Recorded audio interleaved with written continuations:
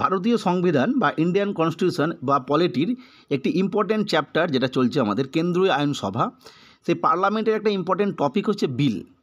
এই বিল কিভাবে আইনে পরিণত হয় বা বিল কাকে বলে, বিভিন্ন বিল যেগুলো রয়েছে, প্রাইভেট বিল, পাবলিক বিল, মানি বিল, অর্ডিনারি বিল, সংবিধান সংশোধন বিল বা অর্থনৈতিক বিল অর্থাৎ ফাইন্যান্সিয়াল বিল, এই সমস্ত বিল কি, এর ধারা কত নম্বর আছে, এই নিয়ে আমরা ডিটেলসে আলোচনা করব। ফলে যারা পলিটির বিভিন্ন কনসেপচুয়াল ক্লাসের জন্য অপেক্ষা করছো তারা অবশ্যই ভিডিওটি স্কিপ না করে মনোযোগ দিয়ে দেখো, তাহলে বিল সংক্রান্ত যে প্রশ্ন আসে তোমাদের তার উত্তর দিতে কিন্তু কোনো অসুবিধা হবে না। এরপর আমরা ডিটেলস ক্লাসে যাব। প্রথমে যেটা দেখব যে বিল আসলে কি। বিল আসলে কি না, বিল হলো একটি প্রস্তাবিত আইন, অর্থাৎ কোনো একটি বিষয়ে আইন তৈরি করার জন্য একটা খসড়া ড্রাফট, যা আইনসভার বিবেচনাধীন বিষয়। আইনসভা বলতে পার্লামেন্ট, অবশ্যই বিল রাজ্যসভা, রাজ্য যে আইনসভা রয়েছে সেখানেও একই রকম ব্যাপার থাকে। যদিও কনস্টিটিউশন অ্যামেন্ডমেন্ট বিল যেটা সংবিধান সংশোধন বিল, এই বিলটা ছাড়া বাকি বিল কিন্তু রাজ্য আইনসভাতেও একইভাবে পাস হয়। কনস্টিটিউশন অ্যামেন্ডমেন্ট বিল শুধুমাত্র কেন্দ্রীয় আইনসভায় পাস হয়, কারণ সংবিধান সংশোধনের ক্ষমতা শুধুমাত্র রয়েছে কেন্দ্রীয় আইনসভা অর্থাৎ পার্লামেন্টের। অর্থাৎ কোনো একটা বিষয় নিয়ে প্রস্তাব দেওয়া হলো, সেই প্রস্তাবটা আইনসভায় বিবেচনা করা হলো, তারপরে সেটা পাস করা হলো, তারপরে সেই বিলটাতে রাষ্ট্রপতি যখন সই করলো তখন সেটা আইনে পরিণত হয়ে গেল, এটা হচ্ছে বিল। রাজ্যসভার রাজ্য আইনসভার ক্ষেত্রেও একই ব্যাপার, কোনো একটি বিল নিয়ে আসা হলো, রাজ্যের যে আইনসভা রয়েছে অর্থাৎ বিধানসভা অর্থাৎ স্টেট লেজিসলেটিভ অ্যাসেম্বলি, সেখানে পাস হলো, তারপরে সেটা গভর্নর সই করলো, এটা হয়ে গেলো বিল, বিল থেকে আইন। যদি যে সমস্ত রাজ্যের ক্ষেত্রে এসএলএ অর্থাৎ স্টেট লেজিসলেটিভ অ্যাসেম্বলি বিধানসভা এবং বিধান পরিষদ দুটোই রয়েছে, সেক্ষেত্রে দুই কক্ষেই পাস করাতে হবে, নির্দিষ্ট নিয়ম অনুযায়ী সব বিলের ক্ষেত্রে পাস করাতে হবে এরকমটা নয়। তারপরে যখন গভর্নর সই করবে তখন সেটা হবে আইন। কেন্দ্রীয় আইনসভার ক্ষেত্রেও সে একই ব্যাপার, লোকসভা এবং রাজ্যসভায় পাস হয়ে গেল, তারপরে প্রেসিডেন্ট সই করলেন, তবেই সেটা হয়ে গেল বিল। এবার অনেক ব্যাপার আছে কীভাবে বিলটা আইন হবে, সেটা আমরা ধীরে ধীরে দেখব। যেটা আমরা দেখব যে বিল কিভাবে আইন হয়। এক্ষেত্রে মনে রাখতে হবে বিল যখন আইনে পরিণত হচ্ছে, একটা বিল আছে, সেই বিলটি যখন ল হচ্ছে সেখানে অনেকগুলো ফ্যাক্টর কাজ করছে এবং দীর্ঘদিনের ব্যাপার। সহজভাবে যদি আমরা বুঝি, বিলটা প্রথমে কাউকে ইন্ট্রোডিউস করতে হয় অর্থাৎ উত্থাপন করতে হয় যে কোনো কক্ষে। সব বিলের ক্ষেত্রে একই নিয়ম নয়, মোটামুটিভাবে অর্ডিনারি বিল যদি আমরা ধরি সেক্ষেত্রে ব্যাপারটা একই রকম হবে। কিছু কিছু বিলের ক্ষেত্রে নিয়ম আছে যে সেটা লোকসভাতেই উত্থাপন করতে হবে, কিছু কিছু বিলের ক্ষেত্রে রাজ্যসভাতেই উত্থাপন করতে হবে, এরকম নিয়ম আছে। যাই হোক, কোনো একটি কক্ষে উত্থাপন করা হলো, সেটাকে বলা হচ্ছে ফার্স্ট রিডিং স্টেজ, অর্থাৎ বিলটি উত্থাপন করা হলো। এই সময় কিন্তু কোনো রকম ডিসকাশন অর্থাৎ বিল নিয়ে, বিলের ভালো খারাপ এসব নিয়ে আলোচনা হবে না। এই উত্থাপন করার পর বিলটিকে কোনো সরকারি গেজেটে নোটিফিকেশন আকারে দিয়ে দিতে হবে। এটা গেল ফার্স্ট রিডিং স্টেজ। নেক্সট হবে সেকেন্ড রিডিং স্টেজ। এইটা হচ্ছে মেন স্টেজ, এখানেই হবে ডিসকাশন। এইটা তিনটি ভাগে বিভক্ত। একটা হচ্ছে জেনারেল ডিসকাশন হবে প্রথম, অর্থাৎ একদম প্রতিটি বিলের সমস্ত ক্লজ টু ক্লজ আলোচনা হবে, ডিসকাশন হবে। তারপরে কমিটি তৈরি হবে ওই বিলে। কি কমিটি? সেটা কোনো স্ট্যান্ডিং কমিটি হতে পারে, অ্যাডহক কমিটি হতে পারে। তারা সেই বিল রিগার্ডিং যে তথ্য, সেই বিল রিগার্ডিংয়ের যে সমস্ত এমপিরা বা এখান থেকে বাইরের এমপি নয় এমন কোনো লোককেও নিয়ে যেতে পারে, ওই সংক্রান্ত অভিজ্ঞ কোনো লয়ার সেই কমিটিতে থাকতে পারেন, তারা বিলটা নিয়ে আলোচনা করবেন, তথ্য দেবেন, দেখবেন। এরপরে যেটা আসবে সেটা হচ্ছে কনসিডারেশন স্টেজ, অর্থাৎ ওই যে কমিটি জেনারেল ডিসকাশন হয়ে যাওয়ার পর দেখা গেল কোনো একটি বিলের কোনো একটি অংশ বাদ দিয়ে দেওয়া যেতে পারে, যে অংশটা না থাকলেই ভালো হয়, সবাই মিলে আলোচনা হলো, ওই অংশটা বাদ দিয়ে দিল, বা কোনো একটি অংশ এখানে অ্যাড করা যেতে পারে, সেটা বলা হলো। এটা হচ্ছে সেকেন্ড রিডিং স্টেজ। এখানে কিন্তু যা হবার ফাইনাল হয়ে গেল। থার্ড রিডিং স্টেজ যখন আসবে তখন কিন্তু কোনোভাবেই এই বিলের নিয়ে আলোচনা বা অন্য কিছু কমিটি ফরমেশন কিচ্ছু করা যাবে না, শুধুমাত্র ভোট হবে, অর্থাৎ বিলটিকে পাস হবে আর হবে না, yes or no. Third reading স্টেজে যদি পাস হয়ে যায় তাহলে পরবর্তী কক্ষে পাঠানো হবে। অর্থাৎ দেখা গেলো যে লোকসভায় এটা বিলটা হচ্ছিল, তাহলে ফার্স্ট রিডিং স্টেজ হলো, অর্থাৎ সেখানে জাস্ট বিলটা নিয়ে আসা হলো, বিলটা গেজেট নোটিফিকেশান দেওয়া হলো। সেকেন্ড রিডিং স্টেজে একদম ক্লজ টু ক্লজ একদম প্রতি লাইন ধরে আলোচনা হলো, কমিটি তৈরি হলো, কমিটি পর্যালোচনা করলো, তারপরে বিভিন্ন অংশ বাদ দেওয়া হলো, অ্যাড হলো। 3 নম্বর স্টেজে এসে বিলটা পাস করানো হলো। এরপরে লোকসভা থেকে বিলটিকে সেকেন্ড হাউসে পাঠানো হবে, অর্থাৎ রাজ্যসভায় পাঠানো হবে। যদি এই ঘটনাটা রাজ্যসভায় ঘটতো তাহলে লোকসভায় পাঠানো হতো। এই যে সেকেন্ড কক্ষ যেখানে পাঠানো হলো, লোকসভা থেকে রাজ্যসভা বা রাজ্যসভা থেকে লোকসভা, তারা একই রকমভাবে তাদের ওই কক্ষে একই রকমভাবে পুনরায় first reading stage, second reading stage এবং থার্ড রিডিং স্টেজ তিনটে সম্পূর্ণ করবে। অর্থাৎ তারাও প্রথমে ব্যাপারটা দেখবে, তারপর তারা কমিটি তৈরি করতে পারবে। এই কমিটির ক্ষেত্রে বলে রাখা ভালো, জয়েন্ট কমিটিও কিন্তু তৈরি করা যেতে পারে, দুটো কক্ষের লোকজন নিয়ে একটা কমিটি তৈরি করা যেতে পারে, এরকম হতে পারে। তারপরে সেই কক্ষে থার্ড রিডিং স্টেজ হিসেবে ভোটাভুটি হলো, ভোট হবে কিন্তু অবশ্যই থার্ড রিডিং স্টেজে, দিয়ে সেই কক্ষ পাস করে দিল। পাস করে দেওয়ার পর দুটো কক্ষ থেকে যেহেতু পাস হয়ে গেল, তখন বিলটা চলে এলো একদম প্রেসিডেন্টের কাছে ফর অ্যাসেন্ট। প্রেসিডেন্ট কী করতে পারেন এই সময়, সেই বিলটিতে মতামত জানাতে পারেন, অর্থাৎ সই করে দিতে পারেন। সই করে দিলেন 1 নম্বর, অর্থাৎ বিলটি তখন ল হয়ে গেল, আইন হয়ে গেল। প্রেসিডেন্ট কী করতে পারেন, রিটার্ন করে দিতে পারেন। তিনি বলতে পারেন যে না, আমি সই করব না, এই রেকটিফিকেশন দরকার আছে, রিটার্ন করতে পারেন, তাহলে ল হলো না। তিনি আর কি করতে পারেন, তিনি হোল্ড করে রাখতে পারেন বিলটাকে, সইও করলেন না, রিটার্নও করলেন না, রেখে দিতে পারেন, হোল্ড করে রেখে দিতে পারেন। এটাকে বলা হয় পকেট ভেটো। যখন আমরা পাওয়ার অফ প্রেসিডেন্ট পড়েছো তোমরা, বা আমাদের ক্লাস আছে দেখে নেবে, সেখানে আমরা পকেট ভেটো নিয়ে আলোচনা করেছিলাম। Pocket veto, suspensive veto. আর একটা বিষয়, যখন প্রেসিডেন্ট বিলটিকে ফেরত পাঠাবে কোনো একটি বিবেচনার জন্য, সেক্ষেত্রে বিলটি যদি পুনরায় লোকসভা এবং রাজ্যসভায় উভয় কক্ষে পাস হয়ে পুনরায় ফিরে আসে উইথ অ্যামেন্ডমেন্টস বা উইথাউট অ্যামেন্ডমেন্টস, অর্থাৎ সংবিধান মানে কোনো রকম সংশোধন ছাড়াই বা সংশোধন হয়ে, তখন কিন্তু প্রেসিডেন্ট তখন সেই বিলটিতে সাধারণত সই করে দেন, অর্থাৎ লয়ে পরিণত হয়। আর কিছু কিছু বিলের ক্ষেত্রে হয় প্রেসিডেন্ট কিন্তু ফেরত পাঠাতে পারেন না, বা তিনি হোল্ড করে রাখতে পারেন না, তিনি সই করে দেন। মূলত আমরা জানি মানি বিলের ক্ষেত্রে প্রেসিডেন্ট সই করে দেন, বা কনস্টিটিউশন অ্যামেন্ডমেন্টের ক্ষেত্রে।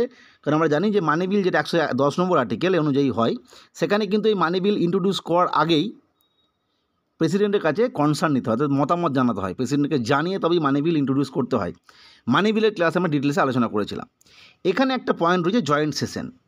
এই যে লোকসভা বা রাজ্যসভায় দুটো বিল দুকক্ষই মতামত জানিয়ে দিয়ে প্রেসিডেন্টের কাছে পাঠিয়ে দিল, ঠিক তার আগে যদি এরকম ঘটনা ঘটে, দেখা গেল লোকসভা একটা বিল পাস করে রাজ্যসভায় পাঠালো, রাজ্যসভা সেই বিলটাকে আর ফেরত পাঠাচ্ছে না।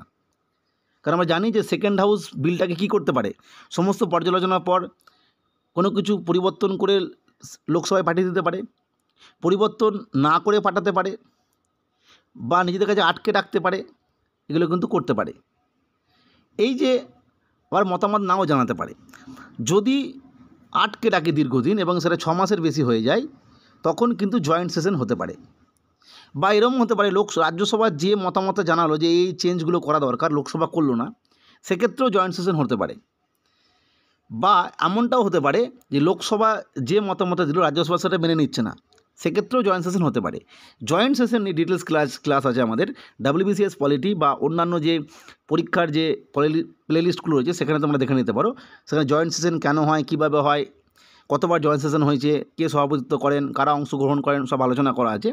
ফলে সেটা জয়েন্ট সেশনটা হয় যখন দুটো কক্ষের এই বিল নিয়ে অচল অবস্থা তৈরি হয় তখন। তা না হলে বিল সরাসরি প্রেসিডেন্টের কাছে চলে যান, তিনি সই করতে পারেন, নাও করতে পারেন। এরপর যেটা দেখব যে বিলকে মূলত দুভাগে ভাগ করা যায়, একটা যে পাবলিক বিল, একটা হচ্ছে প্রাইভেট বিল।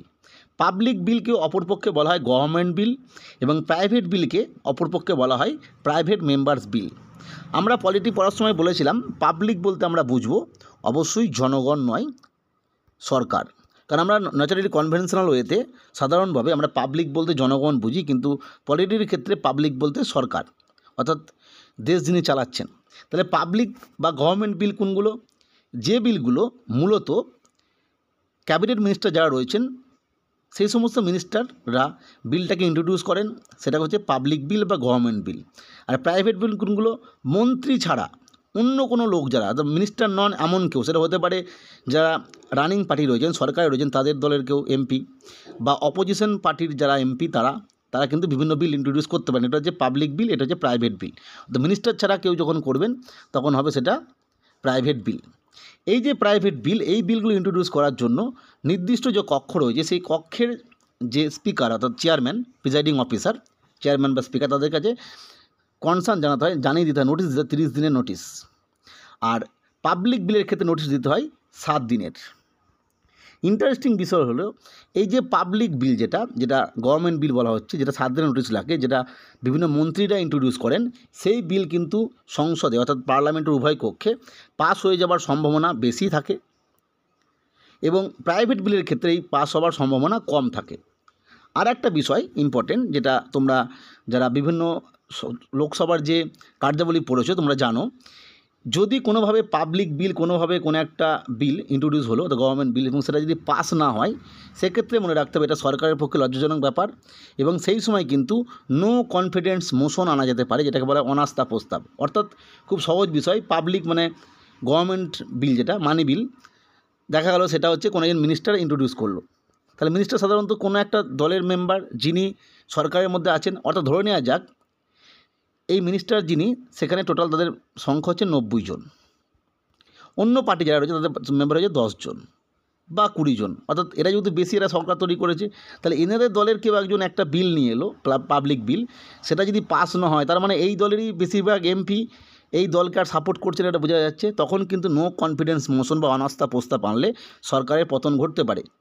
যাই হোক, সেই ক্ষেত্রে ধরে নেওয়া হয় যে পাবলিক বিল অবশ্যই সবসময় সংসদে বা যে কোনো আইনসভায় পাস হবে, কিন্তু প্রাইভেট বিলের ক্ষেত্রে এটা সমস্যা হতে পারে, নাও পাস হতে পারে। এটা হলো মেন বিষয়। এরপরে পাবলিক বিলকে যদি আমরা অন্যভাবে ভাগ করি, তাহলে মানি বিল, যেটা মানি বিল মানে একটু আগে আমি বললাম যে মানি বিল হচ্ছে বিভিন্ন ধরনের ট্যাক্সেশনের ব্যাপার। এই মানি বিল পাস করার যে প্রপার নিয়ম, মানি বিলটা যে মানি বিলই, এটা ফাইন্যান্সিয়াল বিল নয় বা এটা অর্ডিনারি বিল নয়, এটা কে ঠিক করেন এই নিয়ে ডিটেলস আমরা আলোচনা করেছিলাম মানি বিলের ক্লাসে। সেই মানি বিল যেটা 110 নম্বর আর্টিকেলে উল্লেখ আছে, এটা কিন্তু একটা পাবলিক বিল, অর্থাৎ এটা কিন্তু ইন্ট্রোডিউস করবেন অবশ্যই কে, হয় ফাইন্যান্স মিনিস্টার বা হোম মিনিস্টার, এই ধরনের যারা মিনিস্টার তারা ইন্ট্রোডিউস করেন। ফাইন্যান্সিয়াল বিল একটু আগে আমি বললাম, ফাইন্যান্সিয়াল বিল দুটো হয়, একটা 117 আর্টিকেলের ক্লজ 1-এর আছে, একটা 117 আর্টিকেলে ক্লজ 3-তে আছে। এই 117 আর্টিকেল ক্লজ 1-এর যে ফাইন্যান্সিয়াল বিল, সেটা প্রায় মানি বিলের সমতুল্য, সেখানে কিছু ট্যাক্সেশন বাদ দিয়ে বাকি কিছু সমস্যা রয়েছে। আর ফাইন্যান্সিয়াল বিল যেটা 117 3 নম্বর ক্লজে রয়েছে, সেটা কিন্তু একবারে অর্ডিনারি বিল।